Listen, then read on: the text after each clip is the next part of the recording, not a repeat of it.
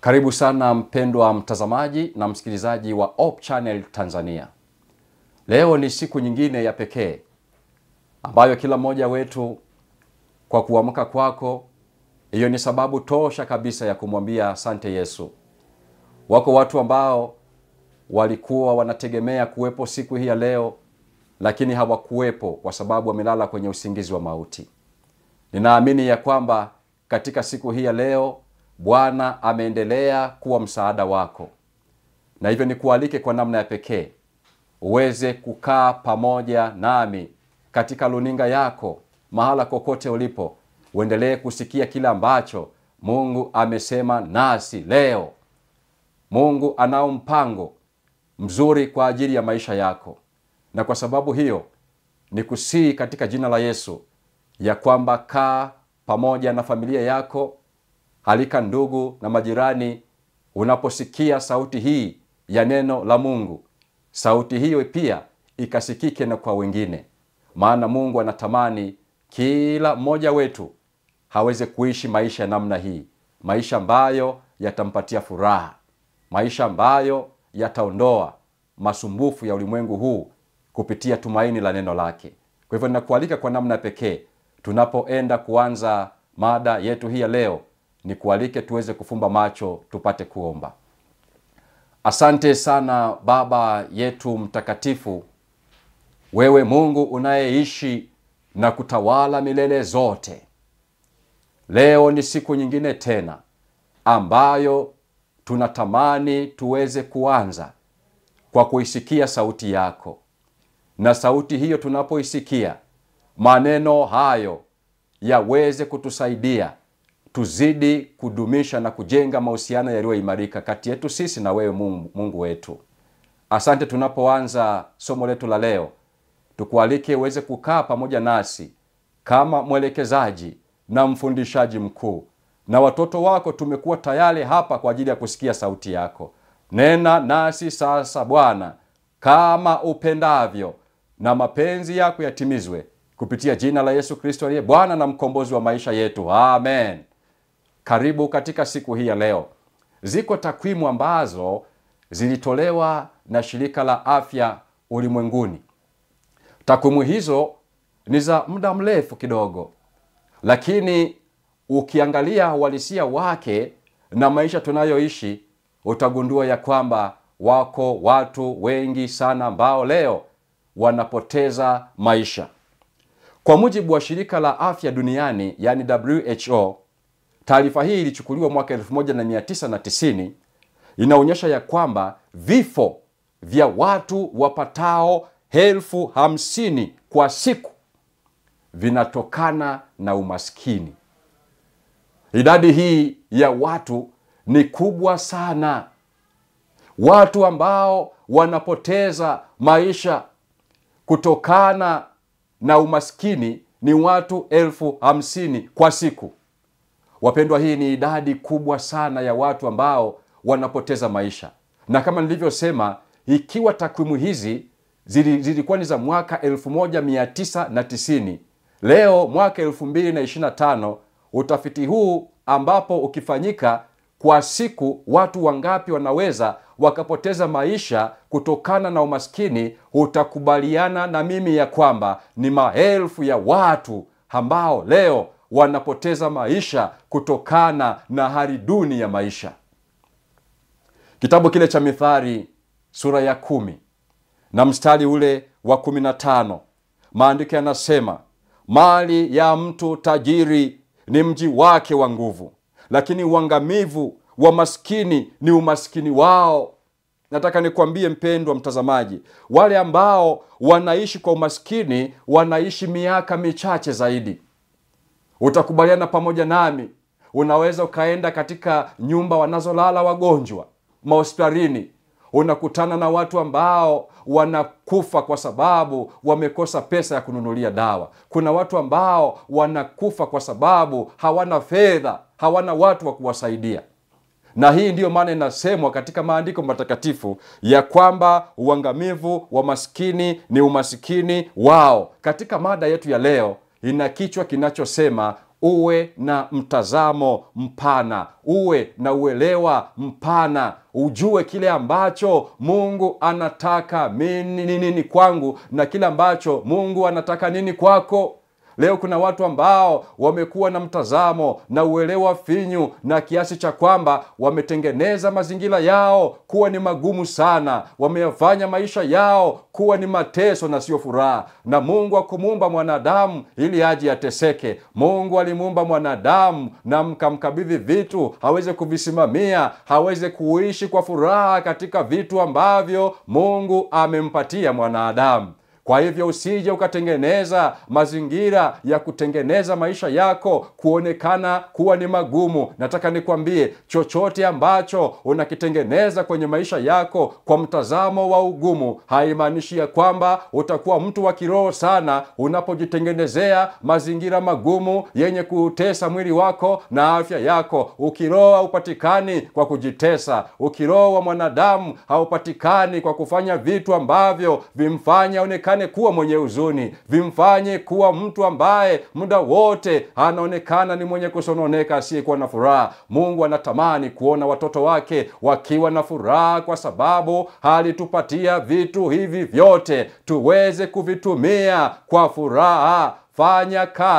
Fanya kazi nawe siku yako ipate kuwa njema, ukafurahi katika maisha ambayo Bwana amekupatia katika maisha yako. Kwa hivyo katika siku ya leo, mada yetu inasema ya kwamba uwe na uelewa mpana, kwa sababu usifikiri hata kidogo. Kuna watu ambao wana mawazo ambayo si yale mawazo ambayo Mungu amekusudia kwetu. Usifikiri hata kidogo kuwa dini itakufanya kuwa mtu mwenye huzuni. Leo kuna watu ambao ni wacha Mungu, ni Wakristo, wanampenda Yesu katika maisha yao, wamechagua kuishi maisha ya huzuni, wanatembea kwa huzuni. Kila mahala wanaonekana kuwa ni watu wenye huzuni ndani ya mioyo yao. Lakini nataka nikwambie, neno la Mungu linasema, maelekezo yake yanasema, usifikiri hata kidogo dini itakufanya kuwa ni mtu mwenye huzuni. Mungu anatamani tufurahie katika maisha haya. Mungu anatamani tuweze kutambua ya kwamba yeye yu pamoja nasi, ametupatia haya mambo yote tuweze kufurahi na kushangilia tukitembea katika neno lake na maelekezo yake. Kila kitu kimefanywa kwa uzuri kwa ajili yangu na kwa ajili yako. Tumia mambo yako, tumia muda wako katika uzuri. Dini, usije ukafikiri ya kwamba dini itakufanya kuwa mtu mwenye huzuni.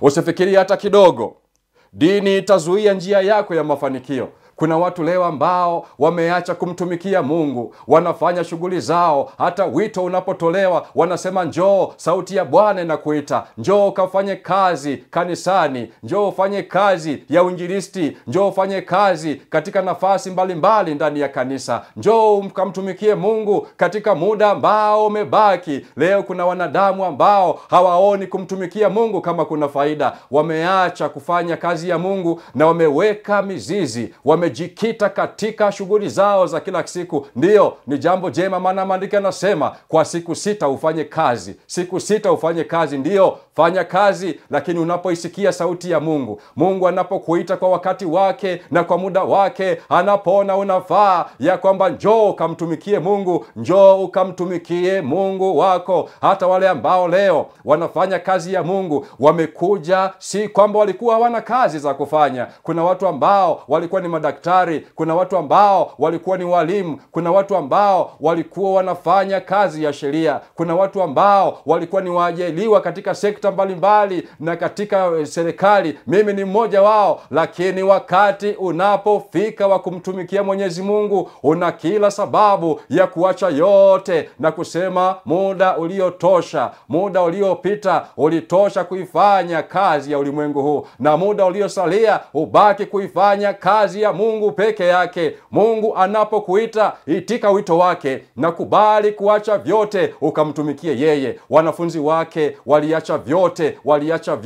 waliacha watoto, waliacha familia, wakamfuata, maana walikubali kumfuata mwana kondoo. Mahala popote alipokuwa naenda, wakaambatana naye. Hawakuona hasara kuacha ndugu zao, hawakuona hasara kuacha familia zao, hawakuona hasara kuacha kazi zao. kipaumbele chao kilikuwa ni Mungu kwanza na mengine baadaye. Watu wa Mungu, katika siku ya leo tunapaswa kuwa na uelewa na mtazamo mpana. Hata wale ambao waliacha shughuli zao na kuingia katika jeshi la watumishi wa Mungu, kuna wengine ambao wamekuwa wakisema vibaya ya kwamba inawezekana huyu hayuko vizuri, fahamu zake haziko vizuri, akili zake haziko sawasawa, ni kana kwamba kumtumikia Mungu ni kazi ya ziada. Nataka nikwambie, miongoni mwa kazi nzuri zinazolipa sana ni kumtumikia Mungu. Na wale ambao wanamtumikia Mungu kwenye maisha yao, maandiko yanasema Baba atakuheshimu. Utaheshimiwa na Bwana kwa sababu unafanya kazi ambayo inaheshima, unafanya kazi ambayo imetukuka, na Bwana anatamani kuona watoto wake wa kike na kiume, vijana wadogo na vijana wakubwa, wakamtumikie Mungu wao, wakamtumikie Mungu wao wakiwa na mtazamo mkubwa ya kwamba hii ni kazi njema ambayo kila mmoja anapaswa kuifanya kupitia karama, vipawa, talanta ambazo Bwana ameweka ndani yako. Tumia karama na vipawa hivyo kwa ajili ya kujenga ufalme wa Mungu, kwa ajili ya kujenga daraja kwa watu wake, ili watu wote waweze kuwa watenda kazi katika shamba la Bwana. Maandiko yanasema ya kwamba watenda kazi ni wachache, mavuno ni mengi. Bwana atusaidie watu wa Mungu waingie katika shamba la Bwana, wakaifanye kazi yake. Kumtumikia Mungu kunalipa, na wanaomtumikia Mungu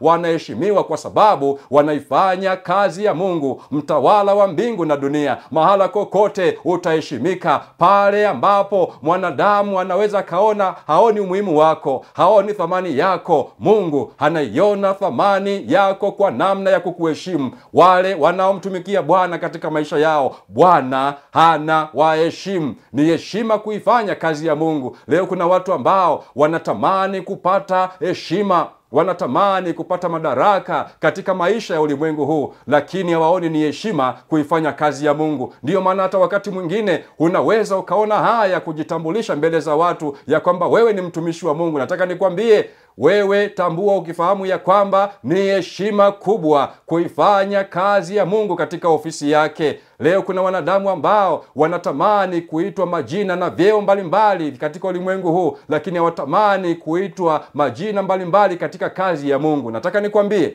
bila kujali una nafasi gani ndani ya kanisa, bila kujali una nafasi gani katika jamii, maadamu unaifanya kazi ya Mungu, kama kuna wengine wote wanaweza wakakudharau, tambua hii leo ya kwamba wewe ni mheshimiwa, unaheshimika mbele za Mwenyezi Mungu. Ifanye kazi ya Mungu kungali mchana. Saa zaja wakati ambapo mwanadamu atatamani kuifanya kazi yake na asiweze kuifanya kwa sababu muda huo utakuwa umepita sana. Pendwa mtazamaji na msikilizaji, kwa hivyo usije ukafikiri hata kidogo ya kwamba dini itazuia njia yako ya mafanikio. Ndiyo maana kwenye kile kitabu cha Yohana 3 sura ya 1 na ule mstari wa 2, maandiko yanasema ya kwamba mpenzi, naomba ufanikiwe katika mambo yako yote na kuwa na afya yako kama vile roho yako ifanikiwavyo. Mpenzi mtazamaji na msikilizaji wangu, Mungu anasema nawe katika siku ya leo ya kwamba mpenzi mtazamaji, naomba ufanikiwe katika mambo mangapi? Yote. Mungu asemi tu ufanikiwe katika jambo moja. Mungu asemi ufanikiwe katika mambo mawili. Mungu asemi ufanikiwe katika mambo matatu. Mungu anasema ya kwamba naomba ufanikiwe katika mambo yako yote. Katika shughuli zako zote unazozitenda, Bwana anatamani kuona watoto wake wamefanikiwa na kuwa na afya yako. Nataka nikwambie, afya ndiyo mtaji wa mwili. Hauwezi kuwa na mafanikio, huwezi kuwa na mafanikio katika ulimwengu huu ikiwa una afya ya mgogoro, ikiwa una afya ambayo huwezi kuwa na nguvu za kufanya kazi, huwezi kuwa na nguvu ya kufanya kazi ya Mungu, hauwezi kutembea umbali mrefu kama una afya ambayo haiko sawa. Na kutia moyo katika siku ya leo, mpenzi mtazamaji na msikilizaji wangu, ya kwamba Mungu anatamani watoto wake wote wafanikiwe. Ndiyo, watoto wake wote wafanikiwe. Hata kama uko kwenye mchakato wa kufanikiwa, usichoke kukuwa na jitihada, usichoke kuwa na bidii, maana Mungu anatamani ukafanikiwe. Mungu anatamani ukafanikiwe na kuwa na afya yako kama vile roho yako ifanikiwavyo. Mungu anatamani watoto wake waweze kuwa na afya njema, watoto wake waweze kumiliki vitu ambavyo vitasaidia kazi ya Mungu. Nataka niwaambie, injili inahubiriwa bure, lakini kuna gharama ambazo zinatumika kupeleka injili. Kwa hivyo ni lazima tuweze kuwa na mafanikio, maana kazi ya injili inategemeana na fedha.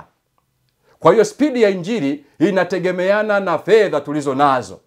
Na ndio maana kuna maeneo leo mengi ambayo bado hayajafikiwa, ni kwa sababu ya vikwazo vya upatikanaji wa fedha. Lakini kama tukiwa na fedha, kazi ya Bwana itasonga mbele tena kwa kasi kubwa. Watenda kazi shambani mwa Bwana wataongezeka, watumishi ndani ya kanisa katika ofisi za Bwana wataongezeka, maana tuna fedha tele, tuna vitu tele kwa ajili ya kazi ya Bwana. Kwa hivyo Mungu anatamani watoto wake waweze kufanikiwa.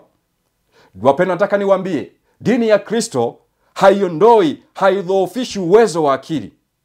Kwenye kile kitabu, dini ambayo inazungumzwa hapa, dini ya Kristo haiondoi wala haidhoofishi uwezo wa akili. Inapaswa akili yako iimarishwe, nguvu za uadilifu wako zichangamshwe kwa nguvu za kimungu. Akili yako, hakikisha kila siku akili yako iimarishwe. Endelea kujiimarisha katika elimu yako. Usilizike na kile ulicho nacho. Endelea kujiimarisha zaidi kila siku kadiri Bwana anavyokujalia. Bwana akusaidie na kukuongoza. Imarisha akili zako, pokea na jifunze maarifa mbalimbali ya kusaidie kujua jinsi ambavyo unapaswa kuenenda katika maisha yako. Dini haikufanyi mpendwa ushinde kushiriki furaha yoyote ya kweli. Dini haikufanyi ushinde kushiriki furaha yoyote ya kweli. Leo kuna watu ambao wamejiwekea mipaka, hawaendi mahala fulani, hawafanyi hivi, hawafanyi vile. Nataka nikwambie, katika neno la Mungu kwenye kile kitabu cha Yohana sura ya 2 mstari wa 1 hadi ule mstari wa 2, maandiko yanataja ya kwamba Yesu alienda kuhudhuria harusi iliyokuwa ikitendeka katika mji wa Kana ya Galilaya. Dini haikufanyi ushindwe kushiriki furaha yoyote ya kweli. Yesu anatajwa katika neno la Mungu ya kwamba siku moja alienda kuhudhuria kwenye sherehe ya harusi katika mji wa Kana ya Galilaya. Na maandiko matakatifu yanasema maneno haya: siku ya 3 kulikuwa na harusi mjini Kana, mkoani Galilaya. Mama yake Yesu alikuwa hapo, naye Yesu alikuwa amealikwa harusini pamoja na wanafunzi wake. Divai ilipokwisha, mama yake Yesu akamwambia hawana divai. Yesu anaenda katika kumbi ya sherehe ambako harusi ilikuwa inafanyika. Na alipokuwa pale, maandiko yanasema ya kwamba katika sherehe hiyo inawezekana divai iliisha kwa sababu walikuwa ni watu wengi. Inawezekana wageni walioalikwa walikuja. Maana siku hizi unaweza ukawa umealikwa lakini usiende. Kwa hivyo sherehe ikafanyika na vinywaji vikabaki. Lakini awamu hii, kwenye tukio hili, Yesu anatajwa akiwa katika ukumbi wa sherehe. Mama yake anamwambia, Bwana, hawana divai. Divai ilikuwa ni kidogo kuliko idadi ya watu.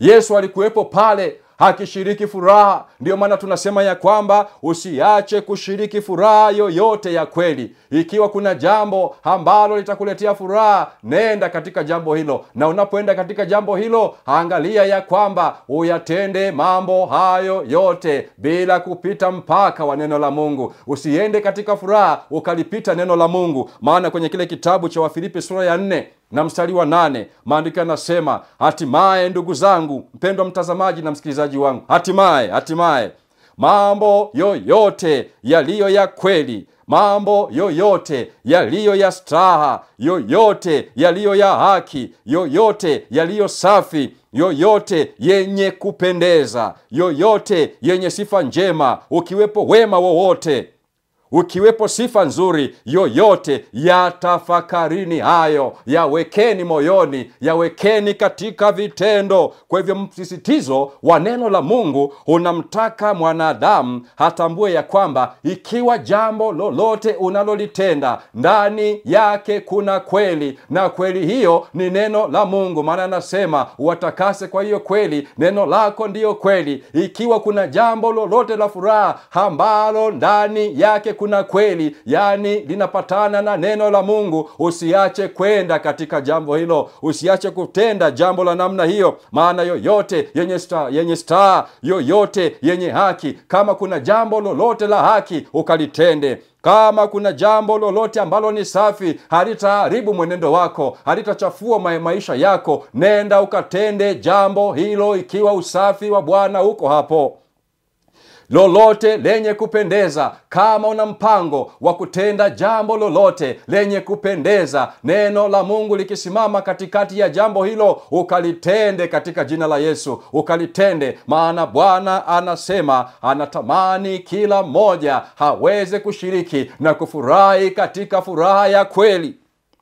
Jambo lolote lenye sifa njema, ikiwa kuna jambo unataka kulifanya na ndani yake jina la Bwana litainuliwa, jina la Bwana litatukuzwa, jina la Bwana litaabudiwa, jina la Bwana litatumikiwa, kama kuna jambo lolote la jinsi hiyo, nenda ukalitende, ikiwa sifa ya Bwana itaonekana katika jambo hilo. Ukiwepo wema wa aina yoyote, kama kuna matendo ambayo unayatenda katika jamii, unayatenda katika kanisa, lakini yakiwa na msingi wa kweli ya neno la Mungu, hilo jambo ni la kufanya. Na ndiyo maana maandiko yanasema tunatupasa kuyafikiri mambo ya namna hiyo. Leo kuna watu ambao wameaacha mambo haya, hawayatendi mambo haya, na nataka niwaambie kwa mujibu wa neno la Mungu, Mungu anatutaka tutende mambo haya, na tutayatenda mambo haya tunapokuwa na uelewa mpana, tunapokuwa na mtazamo chanya. Haya mambo tumepewa tukayatende, wapendwa, haya mambo tukayatende katika jina la Yesu.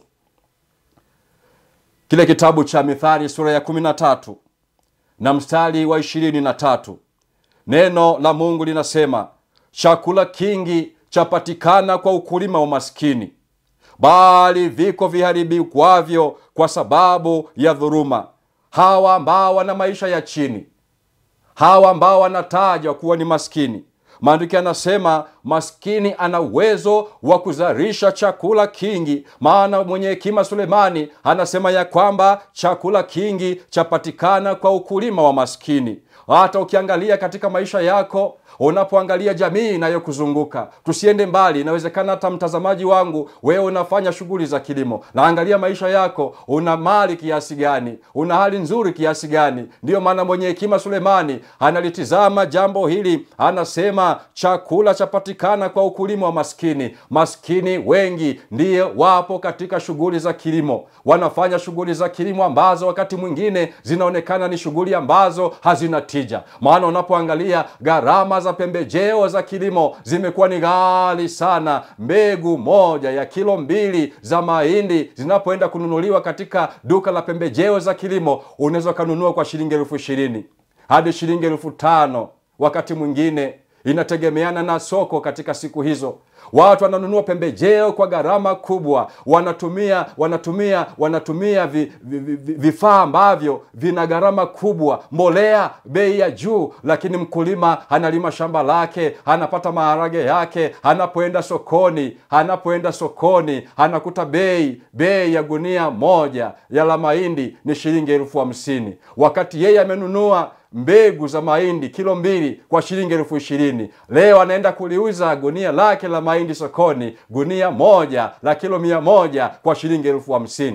Sasa mwenye hekima Sulemani anasema chakula kingi kinapatikana kwa ukulima wa maskini, bali viko viharibiwavyo kwa sababu ya dhuluma. Hawa maskini ambao wanazalisha mazao ambao ndio wanaleta nafaka na chakula sokoni, wakati mwingine wanadhulumiwa katika bei, wakati mwingine wanaingia hasara. Na ndio sababu wanaonufaika sana na biashara ni wale ambao ni matajiri, kwa sababu wananunua vitu kwa bei nafuu na wao wanaviuza kwa bei ya juu. Mwenye hekima Sulemani aliliona jambo hili akisema, chakula chapatikana kwa ukulima wa maskini, bali viko viharibiwavyo kwa sababu ya dhuluma.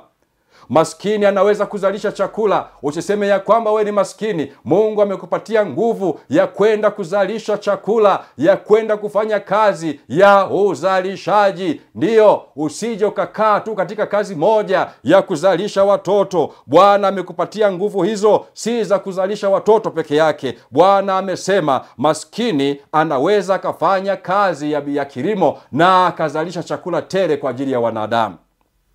Maana maandiko yanasema kwenye kile kitabu cha Mithali 10 na mstari wa 4, anasema, atendaye mambo kwa mkono mlegevu huwa maskini, bali mkono wake aliye na bidii hutajirisha. Jambo lolote unalolitenda kwenye maisha yako, ikiwa utalitenda kwa mkono mlegevu, hautafanikiwa. Jambo lolote unalolitenda kwa mkono wenye nguvu, wewe utakuwa mwenye mafanikio, maana mkono wake aliye na bidii hutajirisha. Bwana anataka, mpendwa mtazamaji na msikilizaji wangu, kila siku katika maisha yako tenda kazi kwa mkono wenye nguvu. Jambo lolote usilitende kwa mkono mlegevu. Usitende kazi yako kwa mkono mlegevu. Bwana ananitaka mimi na wewe ukatende kazi kwa mkono wenye nguvu. Bwana Yesu asifiwe. Na anayetenda mambo kwa mkono mlegevu, maandiko yanasema ya kwamba mtu huyo hatakuwa maskini, bali mkono aliye na bidii hutajirisha. Wale ambao wanabidii katika kazi zao, unaona mafanikio yao. Wale ambao wanabidii katika kazi zao, unaona ya kwamba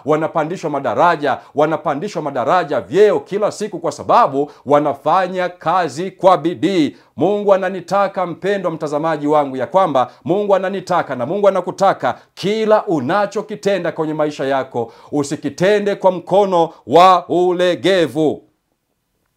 Kwenye kile kitabu cha Mithali 19 na ule mstari wa 4, neno la Mungu linasema, masikini hanaachwa bila rafiki. Masikini hanaachwa bila rafiki. Watu wengi leo wanalia, wanajisikia huzuni, wanajisikia upweke kwa sababu hawana marafiki. Tunaishi katika ulimwengu wa ajabu sana. Unaweza ukaonekana uko peke yako, unaweza ukaonekana umetengwa. Nataka nikwambie, mwenye hekima alikwisha liona. Anasema ya kwamba masikini hanaachwa bila rafiki. Watu wengi wanakosa, wanajisikia upweke kanisani, wanajisikia upweke, wanajisikia na huzuni.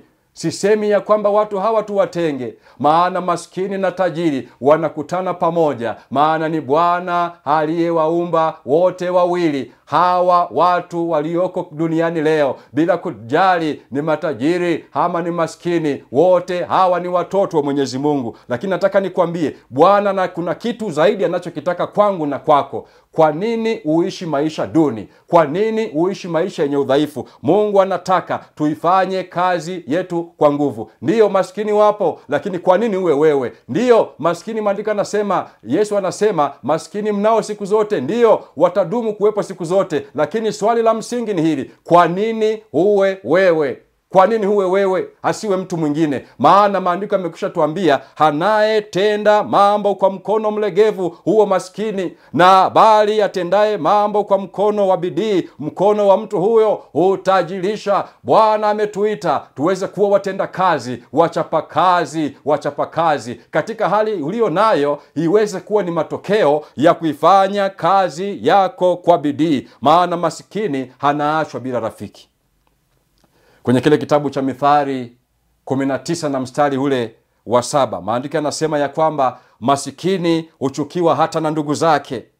Hata ndugu zake wanakuchukiwa. Ndugu zako wanaweza wakakuchukia kwa sababu ya hali yako. Nataka niwaambie wapendwa, umasikini ni kitu kibaya.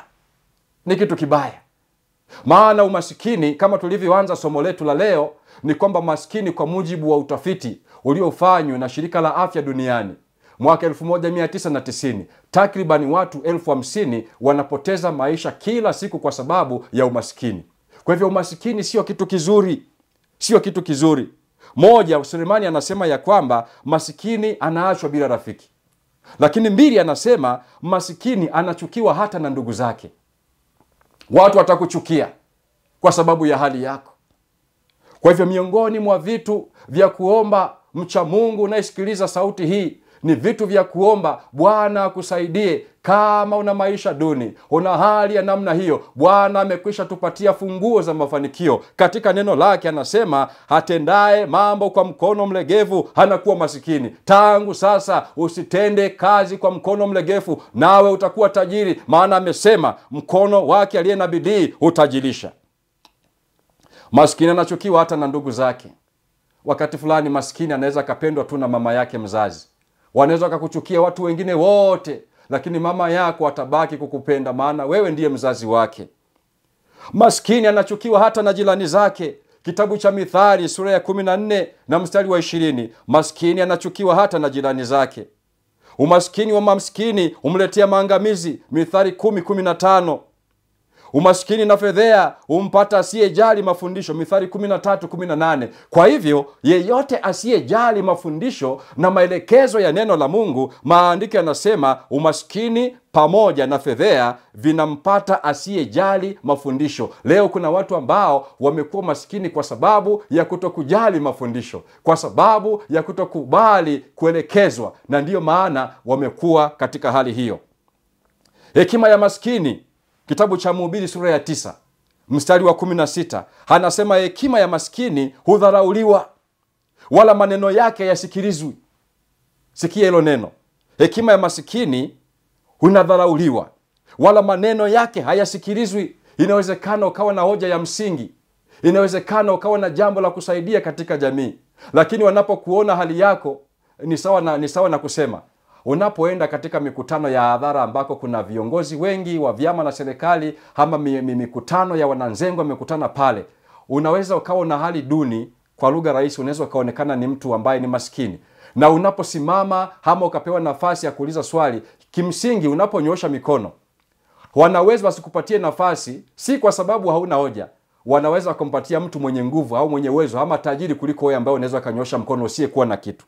Ndio hiki ambacho mwenye hekima Sulemani anasema kwenye Mhubiri sura ya 9:16, anasema hekima ya masikini hudharauliwa, wala maneno yake hayasikilizwi. Na ndio maana napenda kutia moyo, mpendwa mtazamaji na msikilizaji wangu, ya kwamba umasikini sio kitu kizuri kwenye maisha ya mwanadamu. Kwenye kile kitabu cha Ayubu sura ya 1, palikuwa na mtu mmoja katika nchi ya Usi. Jina lake alikuwa ni Ayubu. Mtu huyo alikuwa ni mkamilifu na mwelekevu, ni mmoja wa aliyemcha Mungu na kuepukana na uovu. Maandiko matakatifu yanamtaja Ayubu ya kwamba alikuwa ni mtu mcha Mungu na tena alikuwa ni mwelekevu. Nataka nikwambie, matajiri na maskini wote hawa wanapaswa kutambua ya kwamba Mungu wetu wa mbinguni anatutaka kila mmoja wetu hadumishe maisha ya uchaji wa Mungu bila kujua ana hali gani katika maisha. Kwa hivyo huyu mtu, maandiko yanamtaja ya kwamba alikuwa ni mwelekevu na tena alikuwa ni mmoja aliyemcha Mungu. Hii ni kusema ya kwamba ukiwa na mafanikio katika ulimwengu huu, bado unaweza ukawa na mafanikio, ukawa tajiri katika ulimwengu huu, na ukadumisha mahusiano yako na Mungu, ukawa miongoni mwa wacha Mungu kama wacha Mungu wengine. Kwa hivyo kuwa tajiri haimaanishi ya kwamba utajiri ni mbaya, na wala haimaanishi ya kwamba utajiri haufai. Mungu anachosema, kwa mfano wa mtumishi wa Mungu Ayubu, alikuwa ni tajiri wa mali na mifugo, alikuwa tajiri wake ulikuwa ni mkubwa, lakini alidumisha ukamilifu wake na uadilifu wake mbele za Mwenyezi Mungu na akaepukana na uovu. Na maandiko yanataja ya kwamba mali yake nayo ilikuwa ni kondoo 7,000. Alikuwa na kondoo, mifugo aina ya kondoo 7,000. Leo hata ukiangalia unaweza kujiuliza, unao kondoo wangapi nyumbani kwako? Inawezekana nimeenda mbali sana zaidi. Jiulize, unao kuku wangapi nyumbani kwako? Huyo mtumishi wa Mungu aliyekuwa anapenda kuisikia sauti ya Mungu, alisimama katika uadilifu wake. Alikuwa ni tajiri mwenye mafanikio. Kondoo 7,000. Ni vigumu leo kupata familia yenye kondoo hata watatu. Ni vigumu hata kondoo moja, inawezekana hakuna. Lakini huyu mtumishi wa Mungu alikuwa na kondoo 7,000. Alikuwa na ngamia 3,000. Alikuwa na jozi ya ng'ombe 500. Alikuwa na punda wake 500. Na watu wa nyumbani mwake wengi sana. Ayubu alikuwa na watumishi wengi nyumbani kwake. Alikuwa akipika chakula chake, anapika chakula cha kutosha watu wengi, kwa sababu alikuwa na watu wengi nyumbani kwake. Watu wengi nyumbani kwake. Basi hivi mtu huyo alikuwa ni mkuu sana kuliko watu wote wa upande wa mashariki, kwa sababu ya utajiri wake, kwa sababu ya mafanikio yake. Unapaswa kuwa na uelewa mpana kuhusiana na kile ambacho Mungu anakutaka ufanye na kile ambacho Mungu hataki ufanye.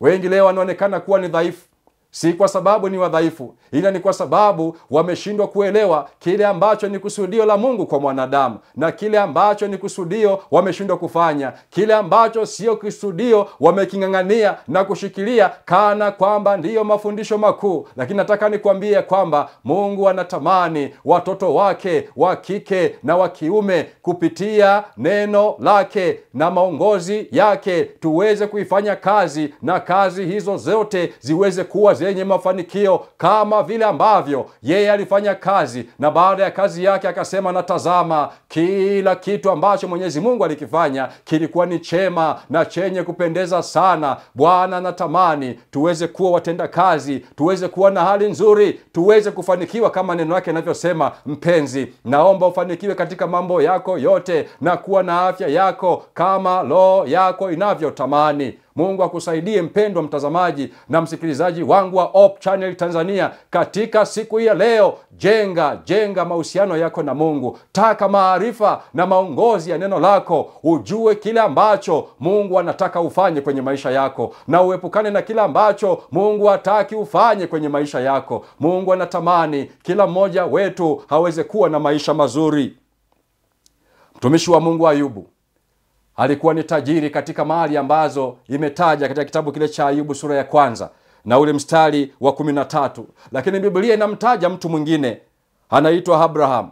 Kitabu kile cha Mwanzo sura ya 13 na ule mstari wa 2 na mstari wa 6, neno la Mungu linasema maneno haya. Maandiko yanasema ya kwamba naye Abraham alikuwa tajiri sana kwa mifugo na kwa fedha na kwa dhahabu. Naye Rutu alisafiri pamoja na Abraham, naye alikuwa na makundi ya ng'ombe na kondoo na hema, na ile nchi haikuwa tosha ili wakae pamoja, maana mali zao zilikuwa nyingi hata wasiweze kukaa pamoja. Unaposoma mafungu haya kwenye kitabu hiki, maandiko yanamtaja Ibrahim.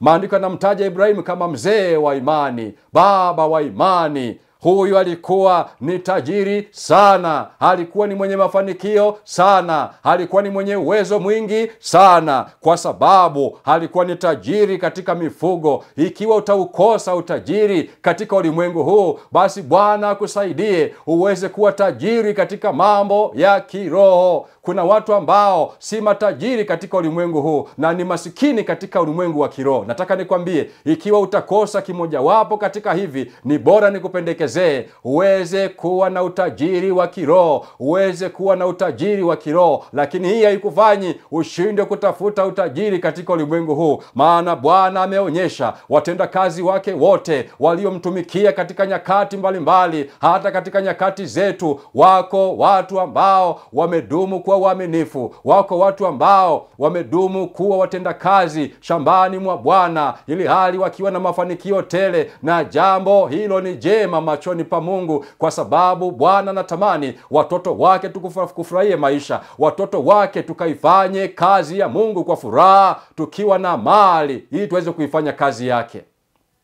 Kwa hivyo huyu Abraham alikuwa ni tajiri sana. Unajua maandiko yanasema alikuwa ni tajiri. Maandiko yanasema Abrahamu hakuwa tajiri, isipokuwa alikuwa tajiri sana. Alikuwa na vitu vingi katika maisha yake, maana alikuwa na mifugo.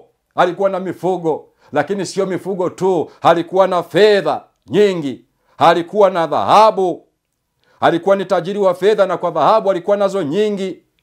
Naye Rutu ndugu yake aliyesafiri pamoja na Abraham, naye maandiko yanamtaja kwa namna ya pekee ya kwamba na yeye alikuwa na makundi ya ng'ombe na kondoo na hema, na ile nchi haikuwa tosha kwa sababu ya mali walizokuwa nazo. Makundi makubwa ya mifugo yalikuwa ni makubwa, na walipoenda mahala pamoja, Abraham akamwambia ndugu yake, ndugu yangu, angalia ya kwamba tunakaa hapa mahala pamoja, lakini isije katokea ugomvi kati ya wachungaji wangu na wachungaji wako, na mwisho wa siku tukatengeneza uadui, tukatengeneza chuki. Unaonaje ujichague mahala unakotamani? Naye Lutu akachagua mahala pa kwenda, akajongea hema yake mpaka kule Sodoma, na Abrahamu akabaki mahali hapo kwa sababu ya wingi wa mali, kwa sababu ya wingi wa rasilimali na utajiri ambao Bwana alikuwa amewapatia. Nataka nikwambie, Bwana ndiye anayetugawia utajiri. Bwana ndiye anayetugawia mafanikio. Bwana ndiye anayetufanikisha katika kila jambo, na katika kila jambo unalofanikiwa usije ukamsahau Bwana Mungu wako. Unapoangalia makundi yako ya kondoo, unapoangalia makundi yako ya mbuzi, unapoangalia mifugo yako, jamii ya kuku, hao wote Bwana anatukumbusha usije ukamsahau Bwana Mungu wako. Unapojenga nyumba nzuri na kuwa na watoto na kusomesha watoto wako na kufanya kila kitu katika mafanikio yako, katika njia zako, usije ukamsahau Bwana Mungu wako. Yeye ambaye amekupatia vitu hivyo, uvitumie si kwa huzuni, bali ukazivitumie kwa furaha, wewe pamoja na jamii inayokuzunguka, wewe pamoja na familia yako, wewe pamoja na washiriki wenzako, katika kuungana na kushirikiana kujenga ufalme wa Bwana kwa kutoa sadaka na michango mbalimbali kwa ajili ya kuifanikisha kazi hii ya utume ambayo tumepewa jukumu kubwa wanadamu tuweze kutoa kwa mioyo yetu, tuweze kuifanya kazi hii ya Mungu.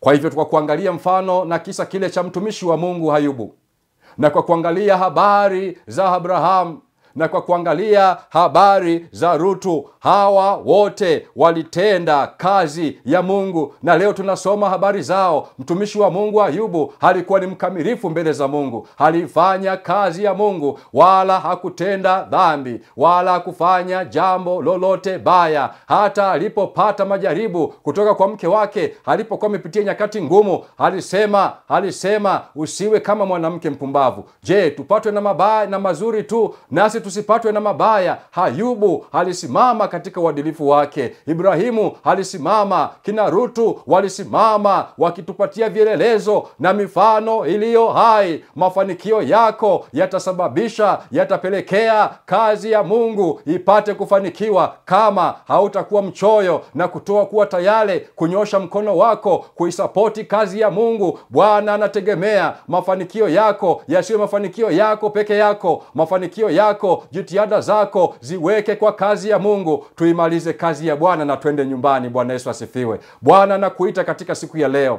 Unapokuwa katika maisha yako na kutamani kuwa na siku njema, angalia mibaraka ya Bwana, angalia makundi yako, angalia ulicho nacho, alafu kaa na upange na kufikiria upya. Hata wengine wamekuwa wakifanya ndio, lakini hawafanyi kulingana na mibaraka ya Bwana. Kila unachotaka kukifanya mbele za Bwana, kaa, omba, tenga muda, utafakari ni mambo gani utafanya kuifanikisha kazi ya utume. Ndiyo maana mambo haya yote yanahitaji kuwa na uelewa mpana.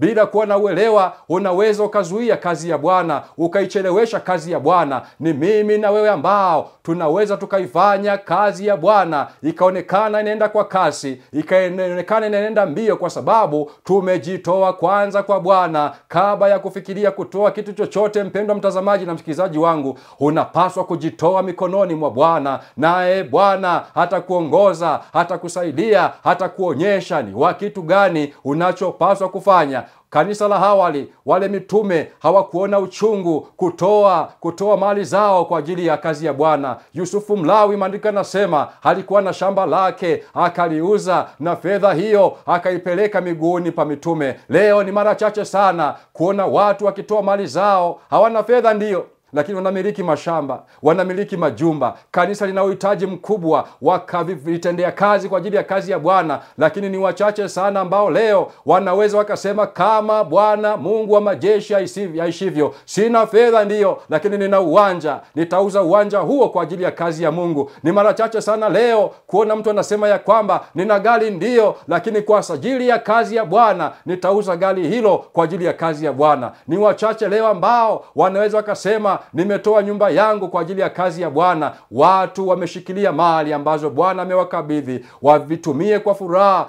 Wao wamepitiliza, wameenda kwa furaha zaidi, wakamsahau Bwana Mungu wao. Na Mungu anatukumbusha, unapokuwa unamiliki vitu vyote hivyo, usije ukamsahau Bwana Mungu wako. Yusufu Mlawi aliyekuwa na shamba, wakati wa kutoa hakuwa na fedha isipokuwa shamba, akasema ya kwamba nitamfanya Mungu kuwa wa kwanza katika maisha yangu. Akauza shamba lake. Kwa nini usiwe wewe katika siku hii ya leo? Kwa nini usiwe wewe? Bwana anakutaka wewe usiyekuwa na fedha ukatoe kitu ulicho nacho kwa ajili ya kazi ya Bwana. Kwa lugha rahisi ni kwamba hakuna asiyekuwa na cha kutoa. Nataka niwaambie, tutaendelea kuifanya kazi ya Mungu kwa kujitoa na kutoa, na tutaacha kutoa siku ambayo Bwana atakuwa amezuia mibaraka yetu kwetu. Ndipo tutakuwa na sababu ya kusema, kwa hakika tangu sasa hatuwezi kutoa kwa sababu Bwana amezuia mibaraka yake kwetu. Na kwa sababu Bwana hajazuia mibaraka hiyo kwangu na kwako, tunayo sababu ya msingi ya kuendelea kutoa. Bwana Yesu asifiwe. Haya yote, mpenzi mtazamaji na msikilizaji wangu, yanahitaji mpaka uweze kuwa na uelewa mpana. Bwana hajakupatia vitu uvishikilie. Bwana amekupatia vitu ushirikiane na waumini wenzako na majirani wenzako kwa ajili ya kujenga ufalme wake kwa kujitoa kwanza. Bwana akusaidie. Katika hotuba ya leo, anza kufikiria kujitoa kwa Bwana. Ukijitoa kwa Bwana kwanza, hautatoa kilicho kidhaifu, hautatoa kilicho kinyonge. Utatoa kwa sababu umekwisha jitoa kwanza kwa Bwana. Toa moyo wako, toa maisha yako, naye Bwana ataifanikisha njia yako. Atatembea nawe katika mapato yako, na kondoo zako na mifugo yako itaongezeka kwa wingi. Hawa wacha Mungu walijitoa, hawakuona uchungu kutoa kitu chao kwa ajili ya kazi ya Bwana. Maandiko yamemtaja Ayubu, yamemtaja Abraham, yamemtaja na Rutu. Lakini maandiko yanasema kwenye kile kitabu cha Mithali 10:22, Isaka na yeye akapanda mbegu katika nchi ile, akapata mwaka ule vipimo 100 kwa kimoja.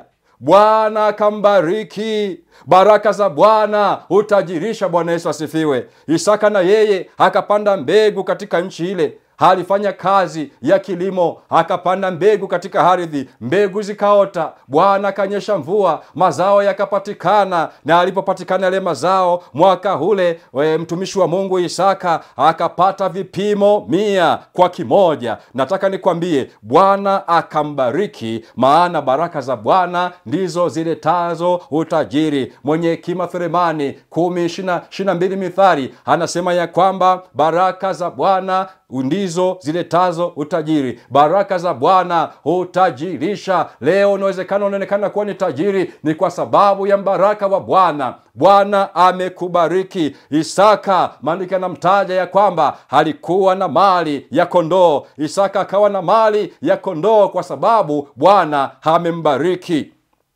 Isaka akawa na mali ya kondoo, akawa na mali ya ng'ombe na watumwa wengi.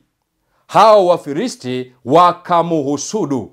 Wafilisti wakamwonea chuki na wivu kwa sababu ya mafanikio yake. Wafilisti wakamuhusudu. Isaka anatajwa miongoni mwa watu wenye mafanikio, waliokuwa na utajiri mwingi katika kilimo, katika ufugaji, katika fedha, katika dhahabu. Hawa watu wa Mungu ambao wamefanikiwa katika utajiri wa ulimwengu huu, tunawasihi na kuwaomba katika jina la Yesu, iweni watajiri. Iweni matajiri ndio, lakini iweni matajiri pia pia katika kutenda ya wapasayo, katika kutenda mema. Na ikiwa umepambana katika ulimwengu huu, umepambana katika maisha haya, umekosa kumiliki utajiri wa ulimwengu huu, Bwana akusaidie. Liweze kuwa ni ombi langu na ombi lako, usije ukamwacha Bwana kwa sababu ya hali yako, bali katika hali yako dumisha maisha ya uadilifu na uaminifu, kama mtumishi wa Mungu Ayubu, ambaye hakutenda jambo baya wala kumwazia Mungu kwa mambo ya upumbavu. Endelea kusimama na kumtumikia Mungu. Kama umefanikiwa, usije ukamsahau Bwana Mungu wako. Kama haujafanikiwa katika utajiri wa ulimwengu huu, Bwana akusaidie. Watajiri kwa maskini, wote kwa pamoja tuweze kuwa na utajiri wa kiroho. Tukiwa na utajiri wa kiroho, Bwana atatusaidia na kututumia kila mmoja kupitia karama ambazo Bwana ameweka ndani yako. Kitabu kile cha Mwanzo 26:12 na mstari wa 14. Isaka, maandiko yanataja mali alizokuwa nazo Isaka, mali ya kondoo na mali ya ng'ombe na watumwa wengi. Hao Wafilisti wakamuhusudu. Hata wakati mwingine unaweza ukaonewa chuki, ukapata chuki, watu wakakusema vibaya. Unajua ni nini? Msimuone hapo, msimuone yuko hivi, msimuone yuko vile.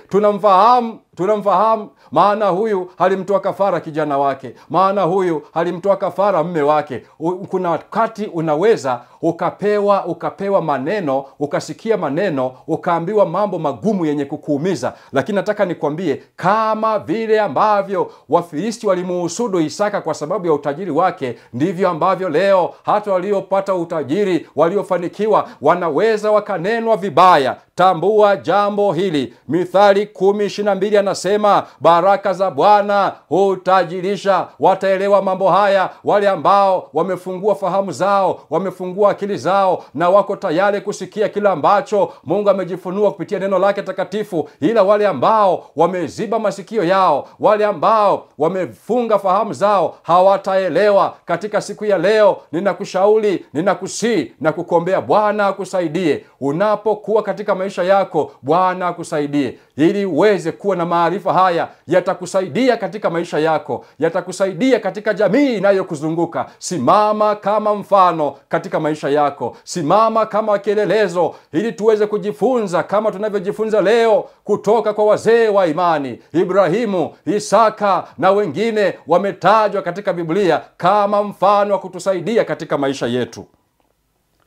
Kile kitabu cha Wafalme ya kwanza 10:23, maandiko yanamtaja Solomoni. Anasema ya kwamba hivyo Mfalme Solomoni aliwapita wafalme wote duniani kwa mali na kwa hekima. Solomoni alikuwa ni tajiri. Alikuwa ni tajiri. Nataka nikwambie mpendwa mtazamaji na msikilizaji wangu, hii ni mifano ya watu wachache ambao maandiko matakatifu yamewataja ya kwamba walikuwa na mafanikio tele. Na hivyo mafanikio haya yasikufanye ukatumia mafanikio yako kama nyundo, kama silaha ya kuwatesa, ya kuwaumiza watu wa hali ya chini. Yasitumike vibaya mafanikio yako kuwa ni silaha ya unyanyasaji kwa washiriki wenzako. Maana maandiko yanasema kwenye kitabu cha Mithali 14:31, anasema, hamoneaye maskini humsuta muumba wake, bali yeye awahurumiaye wahitaji humheshimu. Bwana anatamani wale waliofanikiwa wasiwadharau ambao hawajafanikiwa, na wale ambao hawajafanikiwa wakafanye kazi, Bwana akawafanikishe na wao pia wafanikiwe. Baada ya mambo hayo yote, tukaungane pamoja, wakubwa kwa wadogo, wazee kwa vijana, wanawake kwa wanaume. Kila mmoja wetu haweke mchango wake kwa ajili ya kuifanya kazi ya Bwana ambayo ni kubwa. Bado tunayo kazi ya kufanya kwa makundi ya watu ambao leo bado hayajafikiwa na Injili, kwa makundi ya watu ambao ni wahitaji na hawajafikiwa na kupata mahitaji yao, kwa makundi ya watu ambao wametengwa na jamii, kwa makundi ya watu ambao ni magumu kufikika. Mungu anataka mimi na wewe tuanze sasa kwa hali na kwa mali na kwa kila kitu tuweze kuwa tayari kuifanya kazi hii ya Bwana. Bwana asaidie siku ya leo, afungue fahamu zako, afungue uelewa wako, ili ya kwamba haya unaoyafanya yaweze kuifanya kazi ya Mungu, yakaimalize kazi ya Bwana. Ni maana unapopuuzia katika jambo hili, unapopuuzia mambo ya muhimu kama haya, Kupuuza kwako, kupuuza wajibu wako kutaandikwa katika vitabu vya kumbukumbu mbinguni. Nawe utaonekana ya kwamba umepungua katika siku ya kupimwa kwako. Siku hii ya leo, mpendwa mtazamaji na msikilizaji wangu, napenda kutoa wito kwa namna ya pekee sana. Wewe ambaye umefuatilia hotuba hizi za neno la Mungu, nawe unasema kwa kweli nilikuwa na mtazamo usio sahihi, nilikuwa na mtazamo mbaya, lakini sasa ninatamani kuanza upya.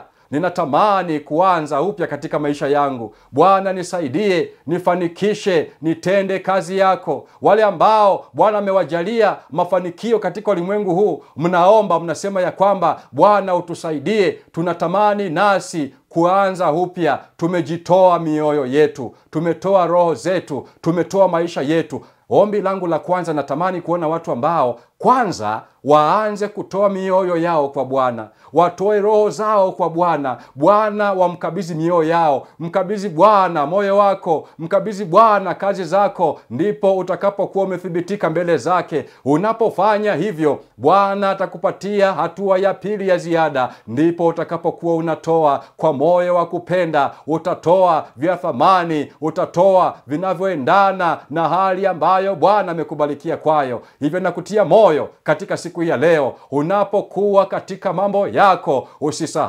usimsahau Bwana Mungu wako. Baada uelewa huu ukakusaidie kujua sasa ni jinsi gani unavyopaswa kuishi katika ulimwengu huu. Bwana wetu wa mbinguni hakubariki sana, mpenzi mtazamaji na msikilizaji unayefuatilia matangazo haya kutoka Hope Channel Tanzania. Na kwa sababu umesimama kwa imani, inawezekana umeketi mahala fulani unaangalia hotuba hizi, Bwana akubariki. Na nikualike sasa tufumbe macho tupate kuomba. Asante sana Baba yetu mtakatifu, kwa ajili ya upendo wako mkubwa, kwa ajili ya nafasi hii ambayo umetamani tuweze kuisikia sauti yako. Umejifunua kwetu, sasa tunaomba ufungue fahamu zetu, tuelewe, hata kama ni kwa dakika ngapi za tafakari, zitoshe kutufanya tuelewe mpango wako. Tusije tukafanya kazi kwa mkono mlegevu, kazi yako ikashindwa kutendeka kwa sababu ya kazi tunayoifanya kwa mkono mlegevu. Msaidie mpenzi mtazamaji na msikilizaji, siku hii ya leo, anapokuwa katika siku ya leo, haishi ni kana kwamba hana siku nyingine hapo kesho. Amani yako na ulinzi wako vidumu kuwa pamoja nasi kupitia jina la Yesu. Amen.